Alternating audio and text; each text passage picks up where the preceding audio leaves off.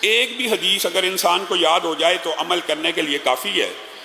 رسول اللہ صلی اللہ علیہ وسلم نے ارشاد فرمایا کہ جو شخص وضو کر کے سوتا ہے، ابھی وضو کر کے سونے کی بات کرتا ہوں، پھر بعد میں وضو کی انڈیپینڈنٹ جو فضیلت ہے وہ بھی آپ کے سامنے رکھوں گا۔ جو شخص وضو کر کے سو جاتا ہے، یعنی رات سونے سے پہلے وضو کرتا ہے،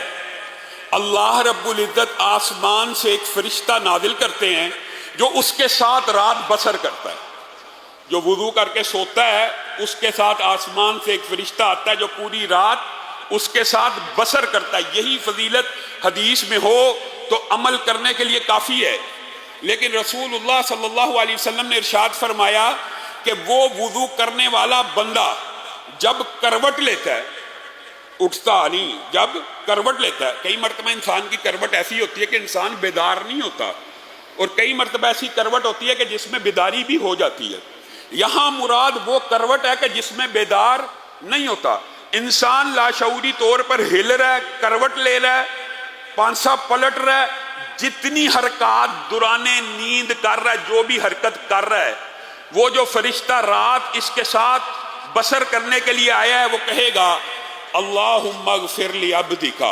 اللہم اغفر لی عبدک، اللہم اغفر لی عبدک، اے اللہ اس بندے کو معاف کر۔ ابھی کروٹ لے رہا ہے، ابھی لاشعوری طور پہ ہے، کروٹ لے رہا ہے، اے اللہ اس بندے کے گناہ معاف کر کیونکہ یہ وضو کر کے سویا ہے۔ فَإِنَّهُ بَاتَ طَاهِرًا، یہ وضو کر کے لیٹا ہے، صرف وضو کر کے لیٹا ہے، صرف وضو کر کے سویا ہے، اس کے لیے فرشتے مغفرت کی دعائیں کر رہے ہیں آسمان سے نازل ہونے والے۔ لا يسبقونه بالقول، یہ آیت آپ نے ہمیشہ یاد رکھنی ہے، لا يسبقونه بالقول، فرشتے اپنی مرضی سے نہیں بولتے، وَهُمْ بِأَمْرِهِ يَعْمَلُونَ، اور وہ اللہ ہی کے حکم کی تعمیل کرتے ہوتے ہیں۔ اور آگے اسی آیت کے آگے اگر آپ دیکھیں وَلَا يَشْفَعُونَ إِلَّا لِمَنِ ارْتَضَىٰ،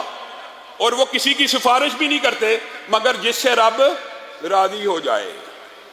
اب بتائیے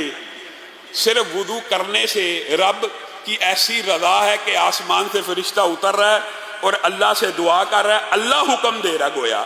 کہ اس بندے کے لیے دعا کر، قبول کس نے کرنی ہے؟ اللہ نے۔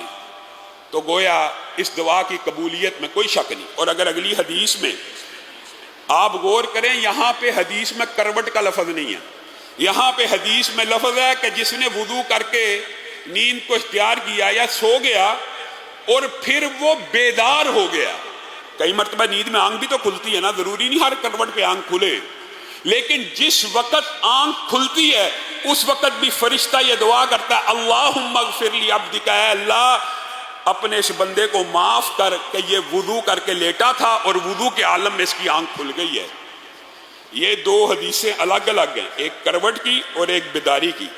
اور اگر اس کے ساتھ تیسری حدیث ملا لی جائے تو بات شاید میں اور آپ اس کے اوپر عمل کریں۔ کیوں جی؟ ارادہ کرتے ہیں نا انشاءاللہ، وضو کر کے سویا کریں گے انشاءاللہ۔ ارادہ کرنا چاہیے، وعدے کرنے سے کئی مرتبہ انسان پھر وعدہ خلافی کا مرتکب ہو جاتا ہے، بجائے ثواب لینے کے گناہ انسان کمانا، یہ مقصد نہیں ہے۔ ارادہ کریں کہ حسب استطاعت، حسب توفیق، میری بہنیں بیٹیاں، میرے بھائی بیٹے، کہ ہمیشہ پوری زندگی یہ عادت اپنا لیں گے کہ وضو کر کے سوئیں گے۔ اس کے اندر ایک جو بہت بڑا فائدہ ہے جس کا ہم نے مشاہدہ کیا ہے اور لوگ ہم سے سوالات کرتے ہیں کہ علامہ صاحب وظیفہ بتائیں، جیسے جمعے کے اندر آپ کے سامنے واقعہ رکھا تھا،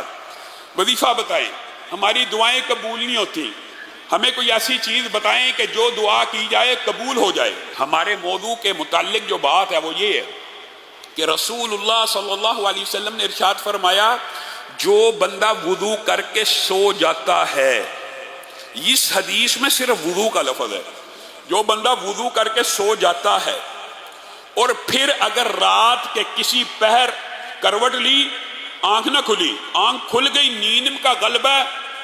اس کے لیے بھی فرشتے دعائیں کر رہے ہیں، وہ پچھلی دو حدیثوں میں ہے، لیکن یہاں پہ جو الفاظ ہیں وہ یہ ہیں کہ آنکھ اتنی کھل گئی کہ بیدار ہو گیا، شعور جاگ گیا۔ اگر کوئی بندہ آج یہ شکوہ کرتا ہے میری دعا نہیں سنی جاتی، تو اس کے لیے بہترین وظیفہ یہ ہے کہ وضو کر کے سو جائے۔ اپنی تربیت اور ٹریننگ ایسی ہونی چاہیے۔ رسول اللہ صلی اللہ علیہ وسلم نے کہا پھر رات کو اگر وہ بیدار ہو گیا، ایسی بیداری کہ جس میں ہوش و حواس آ گیا پورے کا پورا،